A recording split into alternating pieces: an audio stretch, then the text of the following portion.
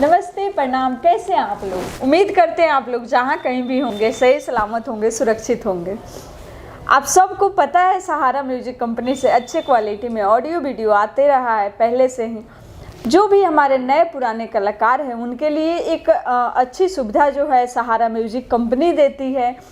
जो भी हमारे सिंगर लोग बाहर से आते हैं उनके लिए रहने का सुविधा, खाना खाने का सुविधा, क्योंकि आप कहीं चले तो जाते हैं और जाना बहुत बड़ी चीज़ होती नहीं है, रहना उस जगह पे बहुत बड़ी चीज़ हो जाती है। तो आप सब के लिए सहारा म्यूजिक कंपनी हमेशा से सुविधा दी है। इससे जो भी हमारे सिंगर लोग बाहर से आते हैं उनके लिए रहने का सुविधा होना चाहिए और साथ में खाना खाने का सुविधा, क्योंकि हम बाहर जाते हैं काम करने, कोई भी काम, और वहाँ पे खाना नहीं मिले, सोने का सुविधा नहीं मिले तो फिर काम में मन नहीं लगता है, काम जो होता है वो अच्छा नहीं होता है।